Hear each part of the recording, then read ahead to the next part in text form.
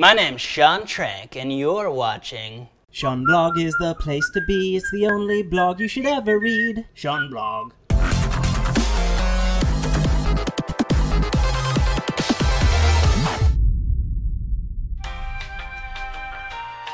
It is well with my soul.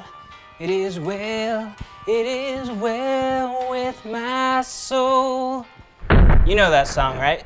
You know the story behind that song, right? So the hymnist sent his family overseas. They sank on a ship. His family dies except for his wife. And on his way over to Europe, he writes this hymn, beautiful hymn, and it's sung in churches today all over the world. And so I started looking up the origins of this song, and it was created by a man named Horatio Spafford, and he lived in the 1800s, and he was a businessman from Chicago, and this man went through a lot of stuff. And I found a book on the story of his life that was pretty interesting that my wife and I just read. It's called American Priestess, and it's the story of basically the American Colonies, which came out of the Spafford family moving to Israel and creating this, frankly, a cult. Crazy, right? Okay, so all you hear in church about this song is that this guy wrote it and it's beautiful and amazing. You don't hear the rest of the story, but we read this book, this biography, and it starts out historically, like this guy's a cool guy. He had a vision for the Lord. He was a businessman, used his resources to fund a lot of different outreach. He was best friends with Dwight Moody, and they were very close during a lot of Moody's tours in America, and he helped fund YMCA and did a lot of great things with his money, and he invested in Chicago right before the Chicago fires destroyed everything. So that was the first big hit he took in his life. He married a woman named Anna Spafford, who you can kind of see in the book. Her relationship with the Lord really had to do with just social status, and it's pretty sad to just kind of read through her story. But through all this tragedy that they went through, a lot of crazy things happened. They believed that if all the Jews returned to Israel, that Jesus would return. So they decided that after they took this great loss in the Chicago fires, that they would go to Europe and then eventually get to the Holy Land, to Israel, during the Ottoman Empire. On their way over, that's when this horrific boat crash went down, and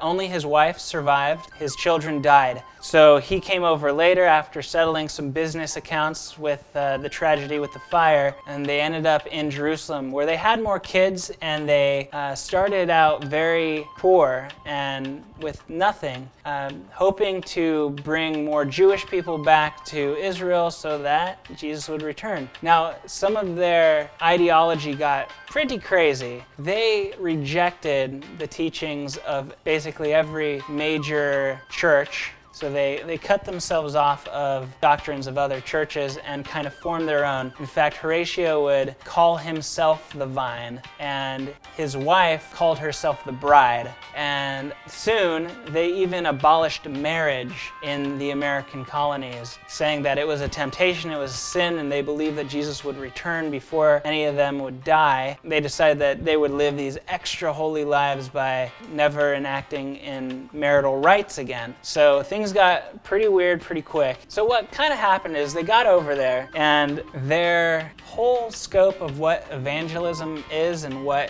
it's supposed to be and spreading the gospel shifted from a go and tell to a passive friendship evangelism model, where they were more concerned with just being friends with people in the land, with Jews and Arabs, than with sharing the gospel with them. And you know, this helped them develop a very nice reputation. People loved them because they were doing all these service projects. They had a hospital, they had a garden, they had shops, and all these things that gave back to the community, but they didn't have people being saved. They didn't have anyone who came to faith and read the Bible and read scripture, and that wasn't functionable. I don't want to give away the whole book. It's a biography. It's right here. The American Priestess, the extraordinary story of Anna Spafford and the American Colonies in Jerusalem. Their building is still there today. It's known for a lot of good things, but this book reveals a lot of the crazy things that kind of got skipped over by their chapters of history. Yeah, I suggest you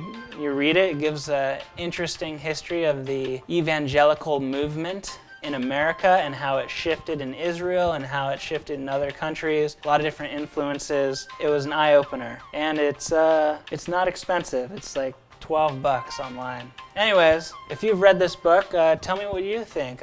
I was extremely interested in reading it, and I think I can never listen to It Is Well With My Soul again without knowing the full story, and it makes me want to know more about other hymnists and what they've written and where it came from and what we're singing in church. Anyways, you're watching Sean Blog is the place to be. It's the only blog you should ever read. Sean Blog.